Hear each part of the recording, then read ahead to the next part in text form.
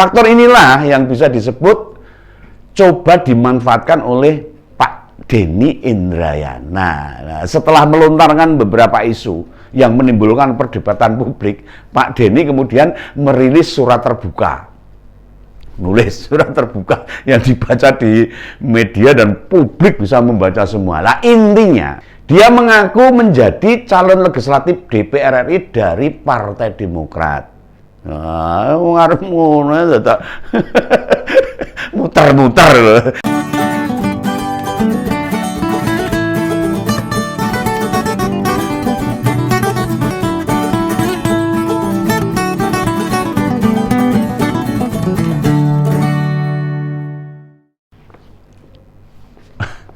Halo, ketemu lagi dengan Om Begawan, tetap di Ngompol, Ngopini Politik.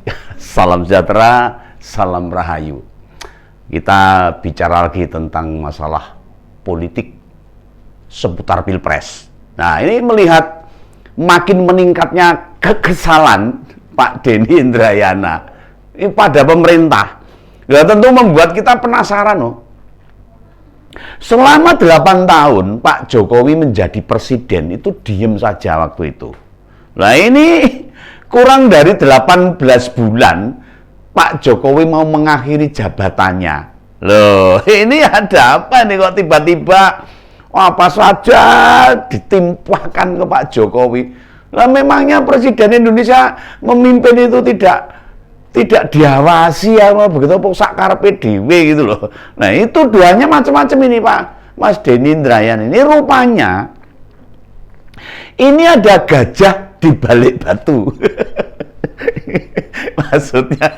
maksudnya gajah di balik batu nih. Cetha welo-welo itu loh. Batunya cilik, gajahnya gede. Jadi cetha itu loh. Ketok banget. Nah, ketok banget maunya apa itu kelihatan sekali. Rupanya Pak Denny ini mau jadi caleg dari Demokrat. Pengen jadi anggota DPRD Wakil Rakyat. Ini apa segala tuduhannya itu loh. Tuduhannya itu loh untuk menaikkan elektabilitas dirinya apa gimana ini. Agar nanti terpilih jadi anggota DPR RI tahun depan.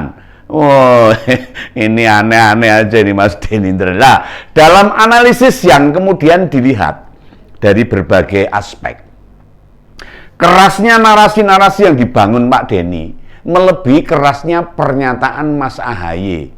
Oh, Mas Ahaye ini ketua partai, tapi omongannya Mas Denny itu lebih kenceng, lebih keras nih. Sehingga kesimpulannya yang bisa ditarik, ini apa Pak Denny ini ingin merebut kursi cawapres dari tangan Mas Ahaye.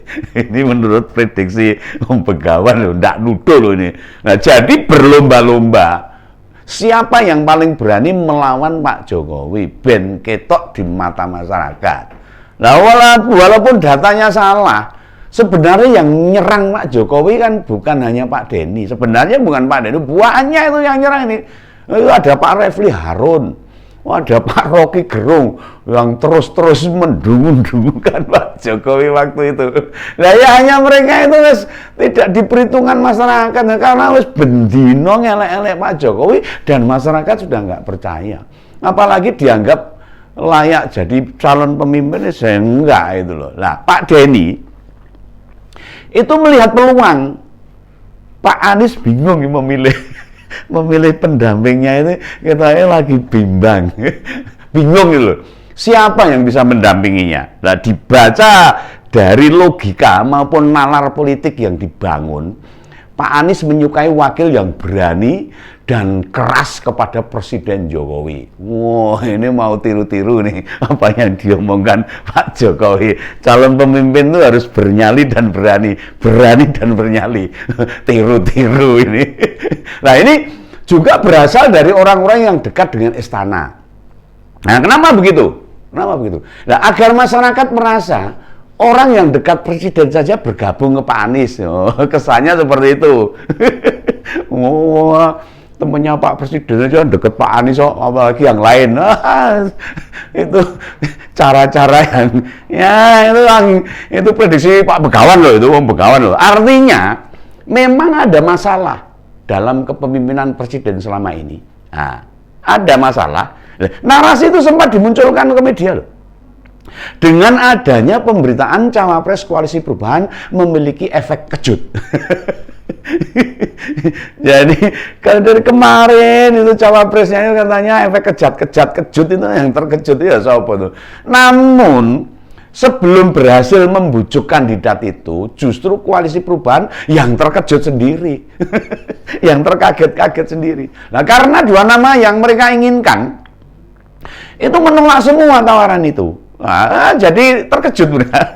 Koalisi Perubahan jadi orang mung terkejut, anyel, manggel dan marah. Kedua nama yang sangat diminati Pak Anies itu siapa lagi kalau bukan Bu Khofifah dan Pak Mahfud MD. Dua-duanya nggak mau. Memiliki modal berasal dari ormas NU itu keduanya itu. Ya mau itu loh. Dianggap publik sebagai orangnya Pak Jokowi. Nah, serta mempunyai elektabilitas yang tinggi dua-duanya itu. Namun Pak Mahfud sudah menolak. Wah, udah berkali-kali menolak itu. Semua itu loh. Sementara Bu Khofifah bisa disimpulkan juga tidak mau. Menurut Om Begawan juga ora gelem. Atau juga pertemuan Pak Anies dengan Bu Khofifah sudah terjadi. Kan belum. Nah, jangan dikira loh. Jangan dikira yang tidak muncul di berita itu karena tidak ada lobby-lobby. Ya, terrealisasinya agenda tersebut. Belum tentu. Pak Mahfud sudah ditemui PKS. Serta Pak Denny Indrayana itu. Ketemu Pak Mahfud. Merayu-rayu sama Pak Mahfud. Ya mau itu. Bu Khofifah mungkin menolak dikunjungi. Atau dikunjungi elit-elit Koalisi Perubahan menolak itu, nggak mau dikunjungi lah. Kedua orang itu secara kapasitas juga dinilai positif sebenarnya. Faktor inilah yang bisa disebut coba dimanfaatkan oleh Pak Denny Indrayana.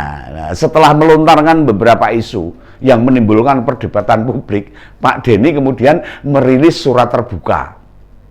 Nulis surat terbuka yang dibaca di media dan publik bisa membaca semua. Lah intinya dia mengaku menjadi calon legislatif DPR RI dari Partai Demokrat. Nah, muter-muter loh. Serta dianggap orangnya Pak SBY. Nah, kalimat orangnya Pak SBY ini bisa diasumsikan dirinya mewakili Demokrat. Menjadi representasi dari partai pimpinan Mas AHY yang berani bersuara keras ke pemerintah nyerang Pak Jokowi daripada Pak Anies bingung-bingung memilih siapa pendampingnya. Lah kok Pak Denny kayaknya menawarkan diri. Oh, saya lebih berani. Ini yang Begawan kita ya memperkirakan begitulah. Nah, teman-teman sudah tahu suratnya Pak Denny. Udah tahu belum? Banyak tersebar itu di media online. Dan memang surat itu ditujukan ke kita semua, ke masyarakat Indonesia. Sing gelem maca. Saya maca sepintas saja lah. Oh, dawa banget kok itu lah. Nah, lucu juga itu. Nah, apa kepentingannya dia itu nulis surat yang panjang itu buat kita, buat masyarakat Indonesia ini? Sebagai mantan Wamenkumham, harusnya ya introspeksi dirilah, mengaca diri, bercermin diri seperti apa itu loh. Jangan memaksakan diri lah. Kesalahannya aja jelas kok. Melempar dua isu yang hingga detik ini tidak mau bertanggung jawab. Oh iya loh, masyarakat sudah tahu loh.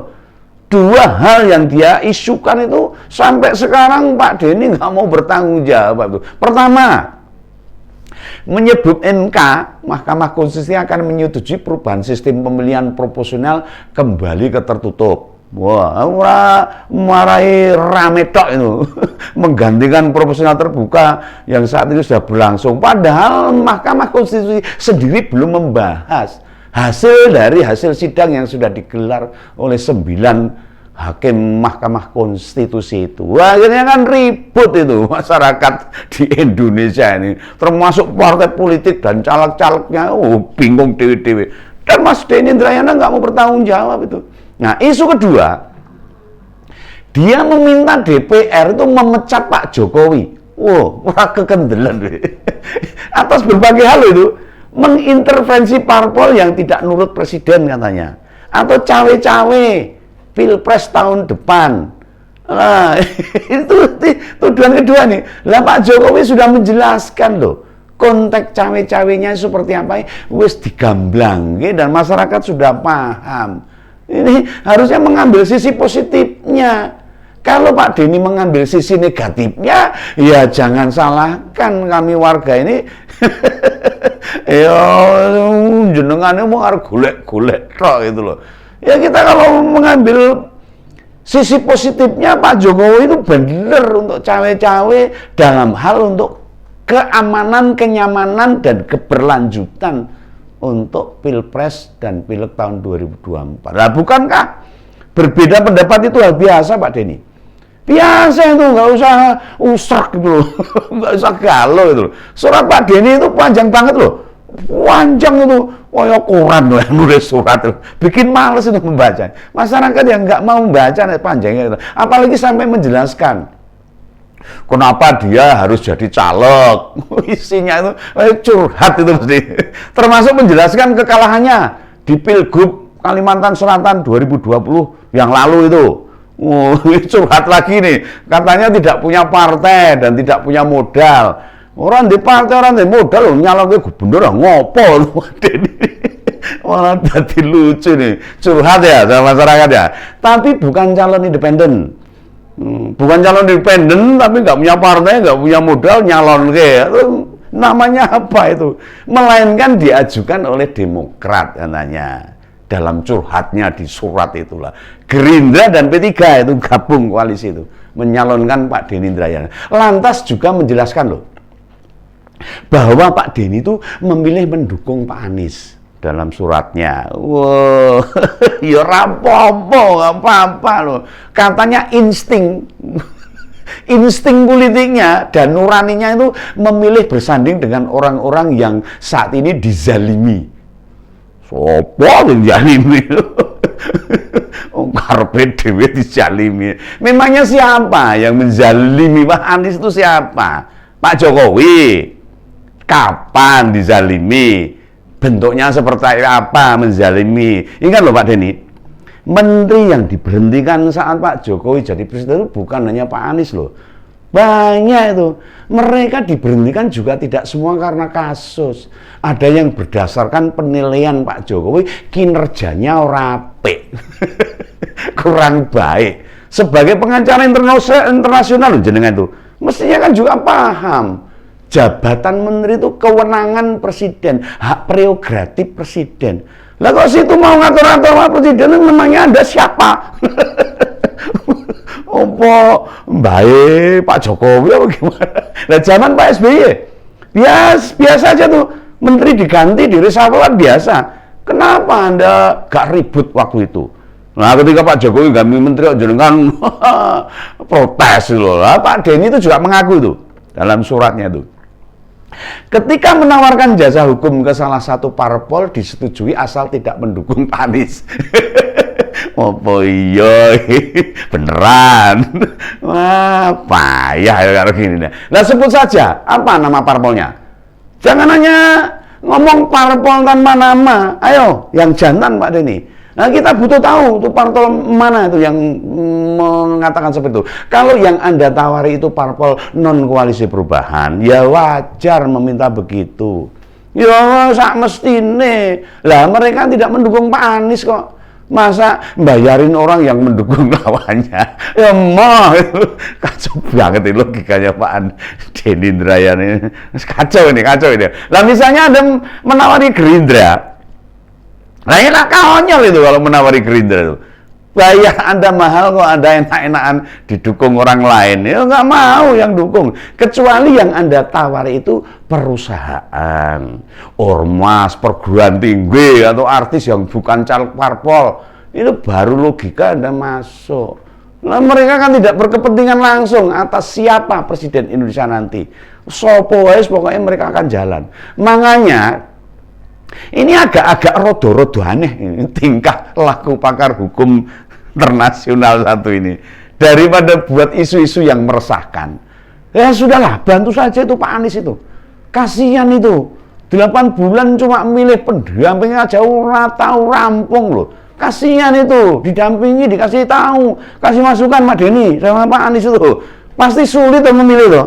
Karena si calon pendamping disuruh keluar biaya. Mesti itu, mesti wegah gitu. Lah sudah jadi cawapres malah yang keluar duit pendampingnya ya mau Pak Anies yang dicalonkan jadi presiden yang keluar duit gitu loh. Ya, kira-kira mau enggak? Mesti ya mau itu loh. Dulu aja waktu jadi gubernur itu ya tanpa modal loh. Oh, kelihatannya tanpa modal. Kenapa jadi presiden nggak mau keluar duit? Ya orang iso tuh Pak. Nah, itu kan pikiran-pikiran menyesatkan kalau seperti itu. Nah, tentu keluar duit untuk biaya-biaya pencapresan dan masih kondisi normal itu sudah biasa itu. Nah, calling down dulu saja lah Pak Denny. Nggak usah emosi, nggak usah kesetanan seperti untuk menyerang Pak Jokowi itu, supaya nggak kelihatan ngawurnya itu. Nah, bolehlah. Dulu di UGM sudah dapat gelar profesor loh panjenengan itu. Tapi sekarang Anda menjalani kehidupan yang nyata. Tidak semua yang Anda yakini itu benar dan pasti benar belum tentu. Apalagi memaknai pernyataan orang lain, termasuk pernyataan presiden.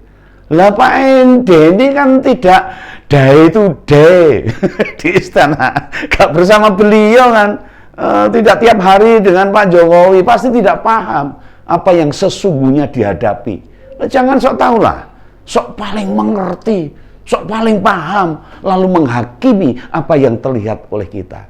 Nah, resapi pesan Pak Mahfud pada panjenengan itu, jaga itu koalisi perubahan. Biar nggak berantem terus tuh, supaya tidak ada penjegalan di internal partai sendiri, internal koalisi sendiri.